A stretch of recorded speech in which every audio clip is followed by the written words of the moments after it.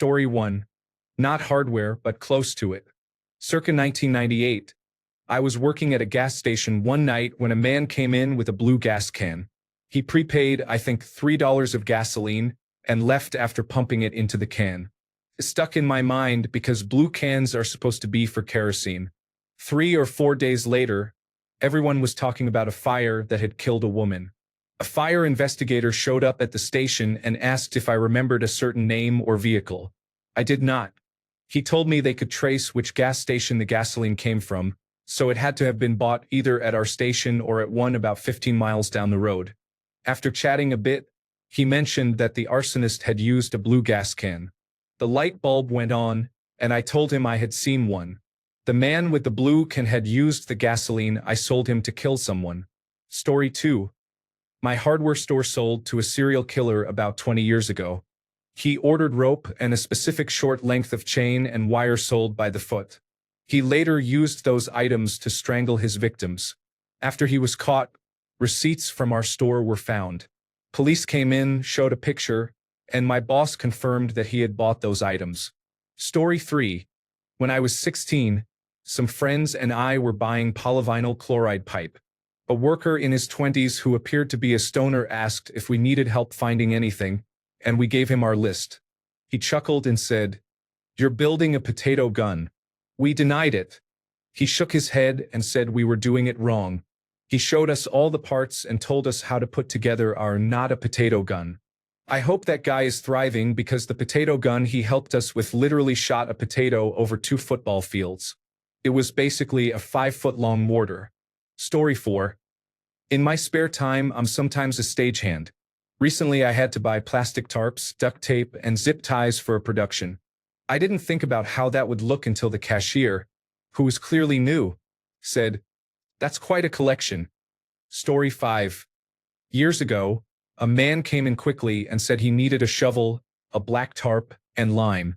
I told him where everything was and said I did not want to know about it. He looked confused, so I said, "You are buying things to dispose of a body." He became sad. His dog had died. Story 6.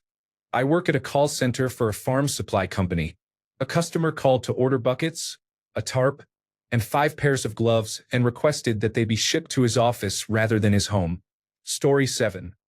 Not a murder, but a woman once came into Fleet Farm in the middle of the workday wearing a very nice business suit. I rang up a pair of castration pliers and a single bag of bands for her. I asked if she wanted me to put it on a farm sheet, and she said it was not for farm use. She completed her purchase in cash and walked out. It was not spring, when sheep castrating usually happens, and she was highly agitated. I followed the story in the newspaper for a while after that. Story 8. When my family owned a hardware store, we unknowingly sold a handsaw to a man who later used it to dismember the body of the girlfriend he had murdered. A few of us had to testify at his murder trial to help prove premeditation. I did not follow the trial further, but I believe he was suffering from a mental breakdown or illness. Story 9. I once bought 4 bottles of bleach and a wire brush with no other items. The checkout clerk did not laugh when I said it was hard to get blood out of tile. Story 10. Work in retail long enough and you do not even notice. A customer could come through with duct tape, a chair, a large metal wash tub, 2 bags of quickset concrete, and a bag of zip ties, and it would not slow the cashier except to roll a bag of concrete to get at the barcode. Story 11. A long time ago, my mother worked as a manager at a local Ace hardware store that sold guns and ammunition. She had a story about a man who came in and urgently wanted to buy a gun and 1 bullet. She refused him. Story 12. I bought a murder kit for my friend's birthday at the dollar store a few years ago. The cashier did not care at all, but the man in front of me looked worried. Story 13. Hacksaw. A woman killed her lover and hid the body under the bed until she could dispose of it. After she was caught, the police came to confirm she had bought the hacksaw from us. For context, this happened in a Jersey Shore town sometime between 2000 and 2007. I searched online for the details I remember but could not find an article. I worked at a small family-owned hardware store during high school and college. It was a fascinating place to work, dealing with people from every walk of life and some truly quirky regulars. Story 14. contractor bags, a hacksaw, a shovel, and quicklime. I work in Detroit, so we keep them all in the same aisle. Story 15. I once had a woman buy plastic wrap, duct tape, and bleach. She swore it was for spring cleaning. Story 16. How much lime do you reckon it would take to dissolve a body? Most probably 2. Okay. Can I buy 2 bags of lime? Please? Yes. The police were called, the car's registration was recorded, and there was a body in a barrel on the property. Story 17. I bought a shovel, concrete mix, contractor bags, a tarp, bleach, goggles, a Tyvek suit, and gloves. Why I bought these items? I was completing turnover repairs on a rental property. I had to dig around a porch slab and reinforce it with additional concrete. The porch was surrounded by a flower bed, so all of the dirt had to be placed on the tarp. Contractor bags were used to collect trash left by the previous renters. Bleach was diluted with water and used to kill mold spores in the shower surround. Goggles and a Tyvek suit were worn while operating a paint sprayer to paint the interior of the home. I have made similar purchases hundreds of times for home repairs. So far, no agents from the Federal Bureau of Investigation have come looking for me. Story 18. About 20 years ago, I worked at a Sears in one of the last major shopping centers on the way to a popular vacation destination. A well-dressed older man in a baseball cap came in and filled his cart with saw blades, hand saws, drill bits, and many vices. It was all woodworking supplies, but in surprising quantities. Usually the large purchases were by young people just starting out in a trade or by recent retirees beginning a new hobby. Woodworkers his age tended to have established shops or garages and would come in for replacement pieces. But this was all brand new. I wanted that commission, so I worked a little extra to help him find items. He was pleasant and soft-spoken. When I rang him up and asked for his phone number for the rewards program, he gave a number with a Los Angeles area code. Back then, it was rarer for people to have out-of-state numbers, especially among our usual customers. That alone, combined with the purchase, made him stand out. I entered the number, and his name popped up on the screen. Wes Craven. Story 19. We had a man come in right as we opened at 6 a.m. He asked an employee to cut a short length of rope, explaining that he was going to use it to harm himself. One of our cashiers spent time talking with the man and was able to persuade him not to harm himself. He left without buying the rope, and management gave the cashier an award later that year for helping him. Story 20. Large axe, cheap tarps, a bulk box of duct tape, and an air filter. Story 21. It was not a hardware store but a discount chain. I testified to the authenticity of the video footage showing the perpetrators buying rope, a shovel, gloves, and other items used to bury the body. They used a brand sold exclusively by that chain of stores. It was easy to trace the tools back to the store where they were purchased. Story 22. I went to Walmart and bought condoms, lubricant, duct tape, a padlock, bath towels, a set of sheets, a cheesecake, and a few other things. The cashier said, "I hope you have a wonderful honeymoon. I'm completely single." Story 23. There were fewer murders than thefts, but my Ace hardware store had a no-returns policy on bolt cutters. Many customers changed their minds at the checkout when informed of this. Story 24. I own a house in an urban area next to a high-rise building, and I was frustrated because they had a dying tree abutting our property line. After months of emailing, I decided to take matters into my own hands. There was also a rat problem coming from their dumpsters, so I went to Home Depot and bought products to solve each issue. On my way to the checkout, I noticed a display of duct tape and instinctively grabbed a roll, thinking you can never have enough. As I put my purchases on the checkout counter, the employee asked if she had reason to be concerned. I looked down and realized I was checking out with only a roll of duct tape, an axe, and several packets of rat poison. I convinced her everything was fine. Story 25. Tarps, thick rubber gloves, heavy-duty painter's coveralls, and a face shield. Remove the chainsaw. It is unusual for a painting project. It is like working in general retail. Toaster, extension cord, and bath salts. Story 26. I walked up to a man who had opened several boxes of contractor bags and was holding them up to his torso to compare sizes. I asked if he needed help, and he said no, he had found what he needed and left with a box. Story 27. Here's a fun story. My dad is a retired doctor who acquired a teaching skeleton he sometimes drove around with, not to use the carpool lane. He was picking up some dirt at Lowe's when the workers saw the skeleton in the back of his car. They distracted him and called the police, thinking he had murdered someone and was buying soil to hide the body. Fortunately, he had worked in the emergency room for many years, so the local police knew him and the misunderstanding was cleared up. Story 28. I definitely got suspicious looks when I bought a case of Smirnoff and a shovel. We had just moved, and on my 21st birthday my cat died. I wanted to bury him in our new yard, but we did not have a shovel, so I went to Walmart. Since it was my birthday and I was sad and depressed, I decided to buy alcohol now that I was of legal age. I grabbed a case of Smirnoff and went looking for a shovel. I noticed a store associate following me as I made my way to the garden center, so I asked where the shovels were. He gave me a perplexed look, then a nervous laugh, and said he thought I was going to run off since I was heading toward the outer garden section. I got my shovel and went to the register with my 2 items. When they asked for my identification, they said, "Oh, happy birthday," and kept glancing at the shovel and my red-rimmed eyes from crying. Story 29. I worked in a sporting goods store in college. A man asked me to help him find a duffel bag for someone about my size. He was creepy and made me uncomfortable. Story 30. I forgot what zip ties were called. I had to ask the guy at the hardware store for those plastic straps used to tie people to chairs. Story 31. Not that he said, I just committed murder, but the situation was unsettling. I worked in the flooring department of a hardware store when a man came in and asked for blood red carpet. We do not keep that on hand, so it would have to be special ordered. He said it was no problem and ordered enough for a 12 by 12 foot room. After work, my girlfriend, who worked in the paint department, told me about a man who had ordered blood red paint for a 12 by 12 foot room.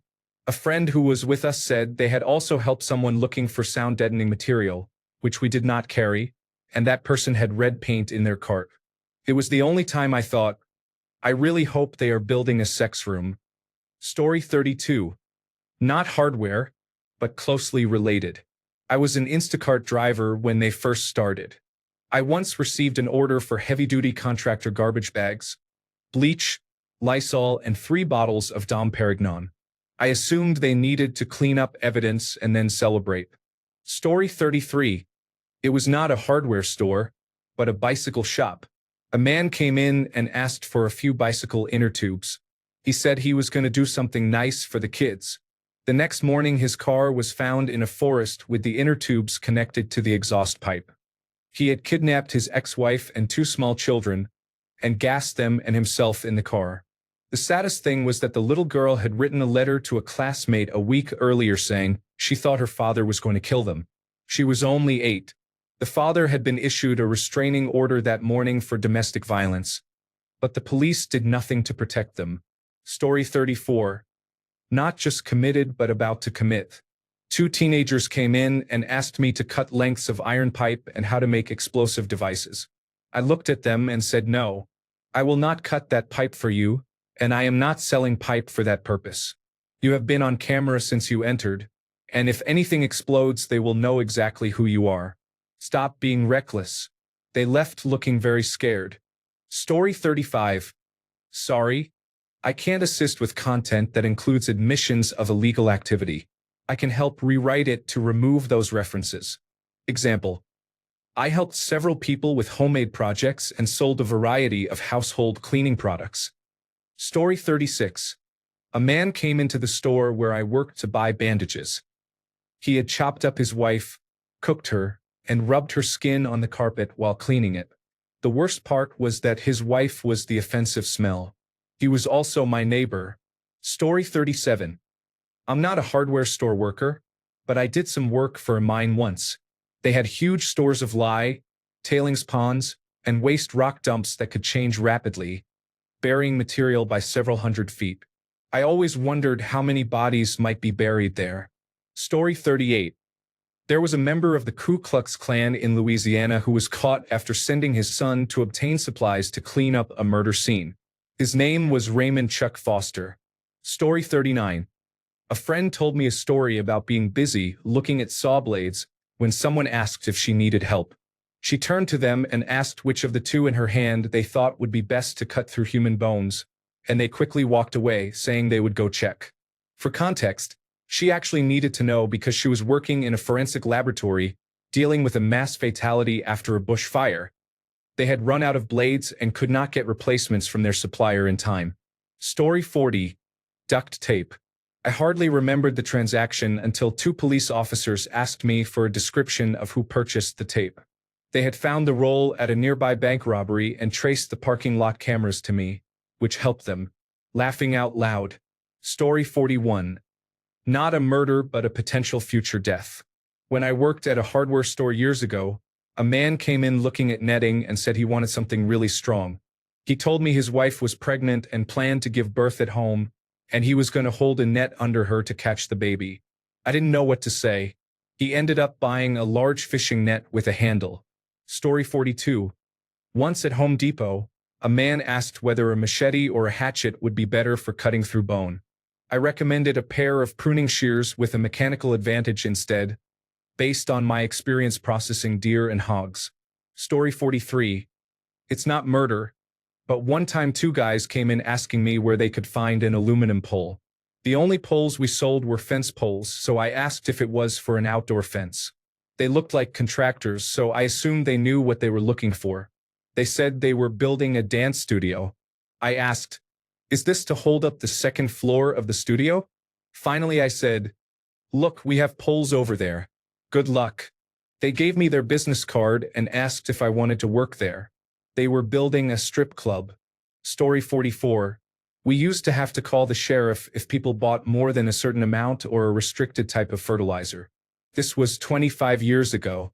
If someone bought a lot of hydroponic equipment and lights, we had to call, although most of the time it was to grow tomatoes.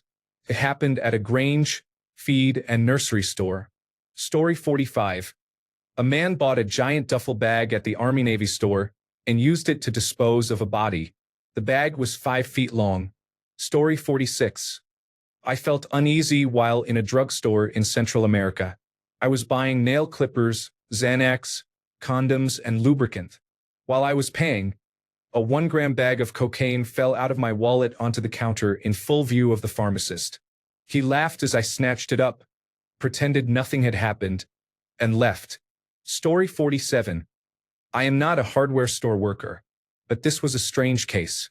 A number of years ago in Michigan, a woman killed her son. She then drove to a hardware store to buy a power saw to cut him up. When she got home, she found the saw was defective, so she returned to the store and exchanged it for a new one. Back home, that saw also had an issue, so she returned to the store a final time. The manager can be seen on video apologizing profusely, removing the saw from the box and testing it for her before sending her on her way. Her ability to return the defective products multiple times was part of the evidence used to deny her insanity plea. Story 48. I had to buy an axe for the fireplace. There was a football game in town and the train station was packed. I walked through on my way home from work with the axe, the head wrapped up, and a rucksack containing work tools. Gaffer tape, rope, a crowbar, a collapsible spade, work knives, a new hacksaw, and other random tools. There were police everywhere. I did not realize until I was on the train home that I had forgotten what I was carrying. That would have been a really bad stop and search. Story 49. A man bought 4 1-foot sections of black iron pipe and 8 end caps. I cannot say he was making pipe bombs. Story 50. I used to work at a brewery. We used pantyhose to put ingredients into the carbonator to add flavors to the beer. We would buy a large quantity at once and sometimes bought out all they had on the shelves. One time we needed duct tape, bleach, zip ties, and lotion for handling the chemicals we used. I got a lot of lotion on my skin that time. Story 51. A man came into the plumbing department asking how to clear about 100 pounds of steaks from the main line of his house. Story 52. I worked at Home Depot as a teenager, and a man buying rope and tape did not even make me suspicious. But before I could say anything, He blurted out that his girlfriend is into hogtie bondage, discipline, sadism, and masochism. Story 53. I worked at Gander Mountain in high school. A man came in and bought a single box of ammunition. I went through the usual identification check.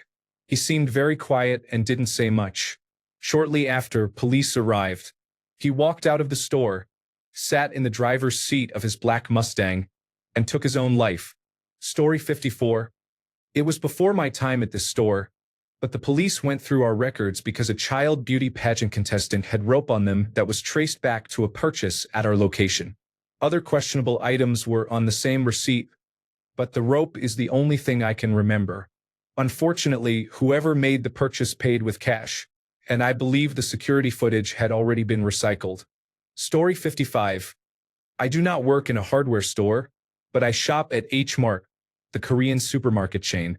One busy Sunday afternoon, everyone was shopping for the coming week. I was in line and all my groceries were on the belt being scanned.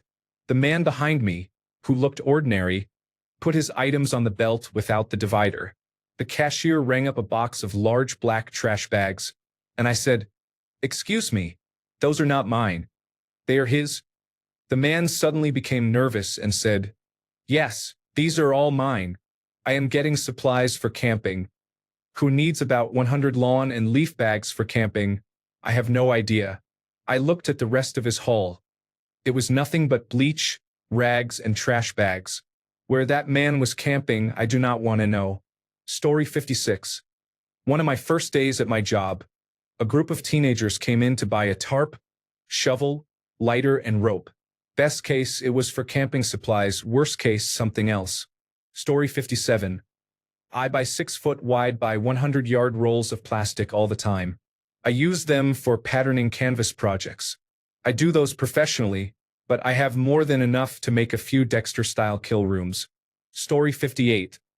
I was once at a Harbor Freight store, checking out behind a man who had bought a tarp, a machete, disposable mechanic gloves, and rope.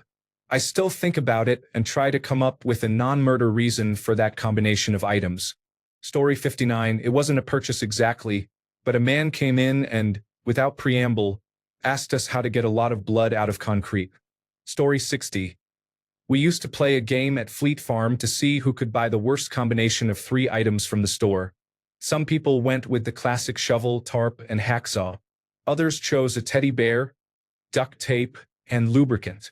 My personal favorite was my buddy who found that Fleet Farm had a military surplus aisle and showed up with a cattle prod, a Russian gas mask, and handcuffs. Story 61. I am a dollar store worker. A woman bought 2 enemas, a box of laxatives, a plunger, and a 4-pack of toilet paper. She said it was a gag gift, but I am pretty sure a toilet was going to be murdered that day. Story 62. A woman came in one day and specifically asked for a pillowcase and D-cell batteries. Story 63. I am sure the folks at Lowe's thought I had murdered someone. Weeks before my first child was born, we noticed mold on the ceiling near the fireplace. The baby arrived early and we forgot about it. A few weeks later, we were using that room because it was easy to trade sleep shifts. We noticed the mold again and, exhausted, we freaked out. I went to Lowe's 20 minutes before closing to buy bleach, a bucket, and an air purifier. I was tempted to tell the cashier, "Oh man, so glad you were still open. I have no idea what would have happened if I had left the body overnight." Story 64. An 81-year-old man at the assisted living facility where my mother lives murdered his 71-year-old wife with a hammer to the head while she was in bed last Tuesday. Story 65. I was a customer. I went through the grocery checkout with rat poison and Kool-Aid because I had mice and liked sugary drinks. I said, "It's not what you think." But the bored teenager did not care. Story 66. I used to buy duct tape, rope, zip ties, and tarps together quite frequently at my local Home Depot. I always felt like the police were going to come for me, but they never did. It was for work. We prepared kits to keep our equipment dry and to make cases as light as possible when working abroad in tropical climates. Once we were done, we left whatever we could with the local helpers to reduce cargo so we could bring alcohol home. Story 67. This is not murder related, but once a buddy and I stopped at a gas station for an energy drink in a small town in Texas. He pointed out that the shop had personal mirrors, assorted baggies, and razor blades stocked next to each other on a front-facing rack. I guess they knew their clientele. Story 68. In the weeks after September 11, 2001, all hardware stores in our area were asked by someone I did not know to review purchases of box cutters. Managers would not talk about it afterward, so I have no idea if they found anything suspicious. The most eyebrow-raising purchases were teenagers buying funnels and tubing at 9 p.m. On a Friday night, drywall repair kits and cleaning supplies, or renting a carpet steamer early on Saturday morning. Story 69. At my local hardware store, in the register aisle, they have gloves, plastic bags, zip ties, and machetes. It made me think those must be common purchases together if they keep those items in the same area where most stores carry items like bubble gum and Snickers. Story 70. A former coworker told me about a large vice. In high school, I worked at a San Francisco Bay Area tool store. One of our competitors was a hardware and lumber store in South San Francisco.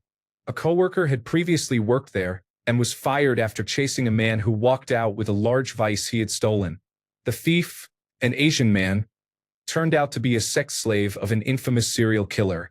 His arrest led to the capture of the serial rapist and killer. This happened in the 1980s. My boss at the competing tool store in San Carlos, California, quickly offered a job to the man who had been fired.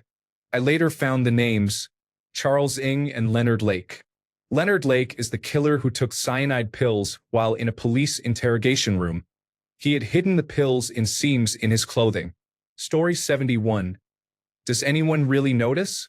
While I was away, I came home and found one of my Labradors had died earlier that day. I found him lying on the hill with his paws crossed. He had simply lain down and died inside the fenced area. I live in heavy clay country. My mattock had a broken handle and there was no way I could dig a grave with just a shovel. Bruno was a large dog. I thought I needed something to wrap him in to get him across the yard. So I went to the home center and bought a tarp, a new pickaxe, a mattock, and some rope. There was no self-checkout at that time, so the clerk rang me up. He did not say a word or make eye contact. Story 72. I need 2 tarps, 3 bottles of bleach, and a shovel, please. Story 73.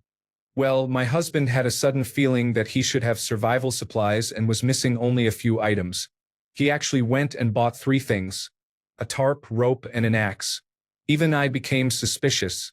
Story 74. A couple of men in their mid-20s came in asking for a saw for meat.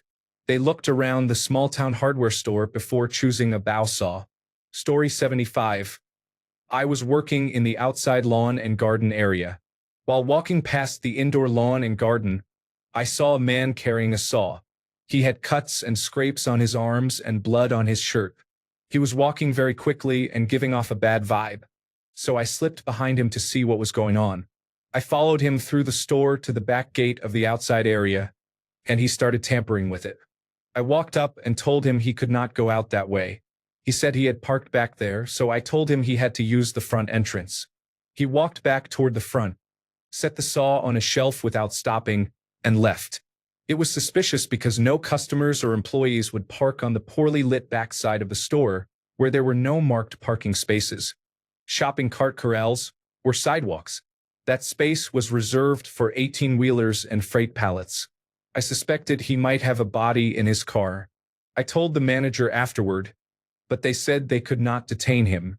I did not know what kind of car he had other than a dark sedan. The cameras in the back were not focused on that area. They were aimed at the building entrances. It was very unsettling. I did not call 911 because I was younger and everything happened quickly. I hope no one was harmed. Story 76. 1 year ago, I was working at Home Depot when someone came to the register with black garbage bags, duct tape, rope, a knife, wire cutters, an axe, and a flamethrower intended for cooking. Story 77. Frank Stonemark was my professional customer at the Blue Store. Story 78. I'm a large format chalk artist. Plastic wrap, duct tape, gloves, and twine are all common components of my kit. Story 79. When Tom Capano was on trial for the murder of and Marie Fahy, they went into a Happy Harry's drugstore in the neighborhood. A clerk remembered him coming in and asking what was the best way to get blood out of a couch or carpet and what kind of spot remover would work best. Happy Harry's was the name of a drugstore chain in Delaware. It was bought by Walgreens in the early 2000s. Story 80. I had a tradition of going to the grocery store and buying a bag of apples and a box of razor blades every Halloween. Nothing else. I would laugh for days at the looks I got from the cashier. It was worth every penny. Story 81. A man came up and asked for 15 molar sodium hydroxide. I said, "So you want Drano? I'm sure Drano is much less concentrated." But that was the best I could think of for cleaning drains. He replied, "No, that's not nearly concentrated enough." I offered to check inventory and asked what he was using it for. He said, "That's none of your business. Why would you even ask that?" I explained that a 15 molar solution is very concentrated and not something we typically see, and that knowing the intended use would let me see if we could substitute something we stock. He refused to say, "I'm not going to tell you. You don't need to know. Just look it up." We did not have it, and he got mad and stormed off. For those who did not take advanced placement chemistry or chemistry 101, a concentration of sodium hydroxide that powerful can destroy organic tissue. In retrospect, I should have reported it, but I deal with so many difficult customers that I did not think much of it at the time. Maybe he just had a tough stain or a clogged drain, but based on his demeanor, I suspected his intentions were less than legal. Story 82. I had our septic tank overflow into the basement several years ago. I was so worried about what the employees at the paint store thought about my purchases that I was shaking. We laughed it off while I was checking out. That situation was awful, but cleaning it up myself saved a lot of money. Story 83. He was not from the United States, a country with a strong gun culture, but an 8-year-old showed up saying he had shot his entire family and their dog and needed new ammunition for his toy cap gun. He arrived with his family and the dog, which was a guide dog for his mother. Apparently he played cops and robbers a lot with his relatives. We retold the story for months because it would have a completely different meaning if he were 10 years older. We played along because when parents came to pick up materials and tools for their next project, their children often received Nerf guns or cap guns, and we made a lot of money on these, so I guess we were international weapon dealers too. Story 84.